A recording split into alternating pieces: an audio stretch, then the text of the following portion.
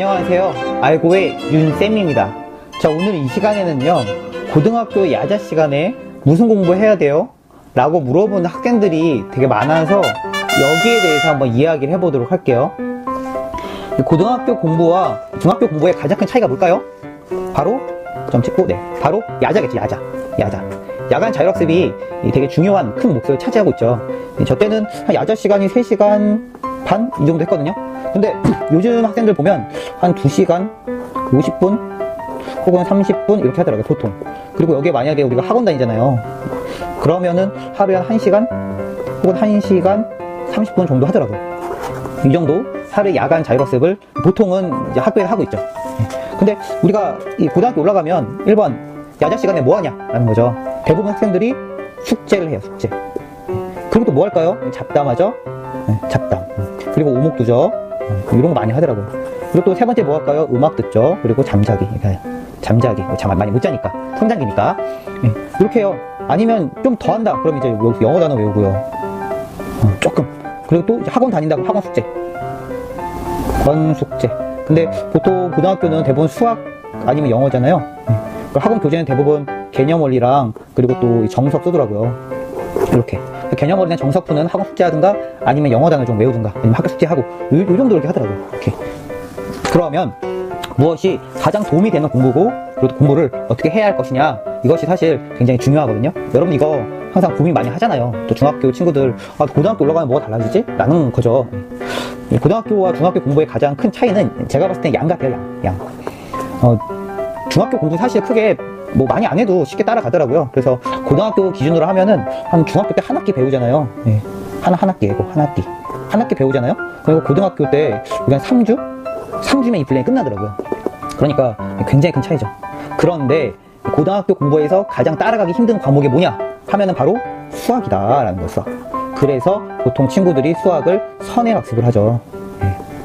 선행학습. 근데 수학을 선행학습 하는 것이 좋냐 아니면은 학교 수업을 하고 따라가는 방법을 하는 게 좋냐 라고 친구들이 많은 고민을 하는데요. 제가 봤을 때는 선행학습 하는 게 맞아요. 왜냐면 학교 수업을 따라가게 되면 선생님께서 일정 부분을 나가시잖아요. 이렇게 똑같이 시간 두고 나가신단 말이에요. 근데 문제는 이 단원별로 우리가 소화시키는 시간이 필요하거든요. 외우고 암기하고 복습하고 응용하고 이런 등등등. 근데 이게 단원마다 달라요. 이렇게 어떤 거는 1시간, 어떤 거는 뭐 2시간, 어떤 거는 하루, 어떤 거는 30분 막 이러거든요. 인수분해 같은 경우는 선생님께서 확 나가시면 못 따라간단 말이에요. 애들 거기서부터 이제 수포자의 어떤 길로 들어가게 되죠. 그래서 수학을 포기하고 싶지 않다. 그러면 수학은 선행학습을 하는 것이 좋습니다. 그래서 저도 사실 중학교에서 고등학교 올라가는 친구들한테 해준 얘기가 수학학원은 웬만하면 다녀라 라고 얘기를 많이 해줘요, 사실. 그러면 자, 넘어가서 일단 무슨 공부를 해야 되냐 라고 하면요, 저번 시간에 우리가 지식과 감각에 대해서 이야기를 많이 했잖아요. 그렇죠? 그러면 어떻게 우리가 먼저 어떤 걸 먼저 쌓아야 되냐, 고등학교 1학년 때 하냐면 지식을 쌓아야 돼요. 지식을. 이게 엄청 중요해요. 엄청. 처음부터 감각으로 들어갈 수는 없어요. 문제를 푸는 감각을 고1 때 기른다? 이거 되게 어려워요, 이렇게 하기가. 그래서 먼저 고1 때는 지식을 쌓는 게 되게 중요해요. 지식을 쌓는 거. 그래서 과목별로 크게 나누면 돼요. 1번 국어, 그리고 2번 수학, 3번 영어, 이렇게 하는 거예요. 이렇게 딱 나눠놓고. 그럼 여기서 왜 탐구는 빠지죠? 이렇게 할 수 있어요. 그렇죠?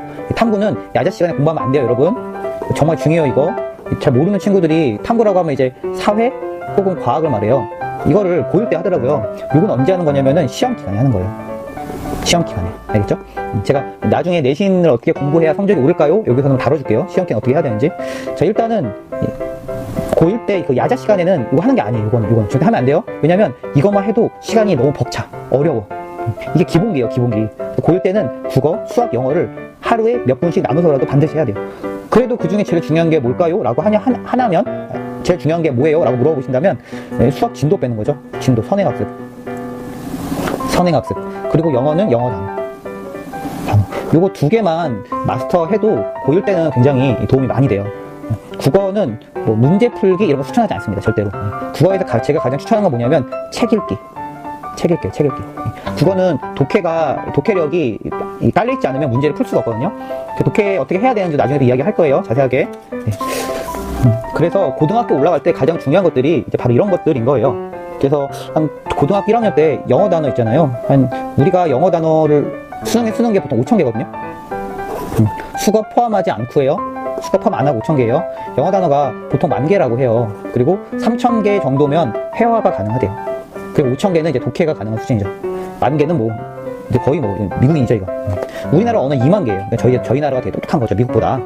고급 언어죠, 한국어가. 굉장히 한국어는 고급 언어고 컴퓨터에 적합한 언어입니다. 자, 중요한 건 아니고요. 자, 그래서 고1 때 영어 단어를 5,000개 외운다? 이거 너무 어려워. 이거는 너무 어려운 거고요. 꾸준히 외우는 게 좋습니다. 알았죠? 제가 추천하는 교재는 듀오가 제일 나아요. 제가 봤을 땐 그래요. 사람마다 다르긴 한데요.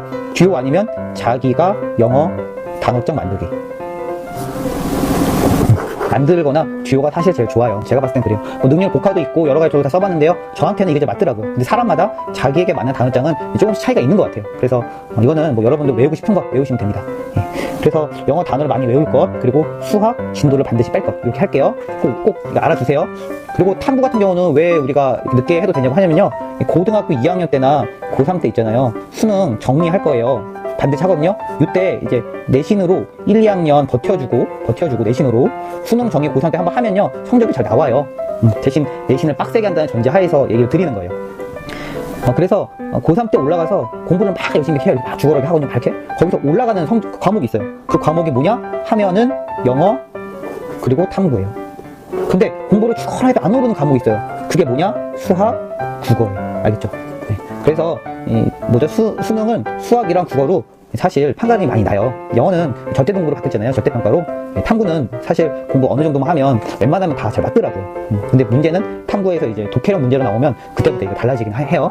그래서 고등학교 올라가면 시간표를 잘 짜는 거예요. 그래가지고 뭐 1교시 뭐 우리가 뭐 하죠 보통? 뭐 수학 이렇게 하고 2교시 영어 단어 이렇게 외우는 거예요. 그러면 숙제는 언제 해요? 숙제는 언제 하면 제일 좋냐면요. 사실 제가 추천하는 방법은 야자 전에, 아니면 틈틈이, 아니면 학교 연교시.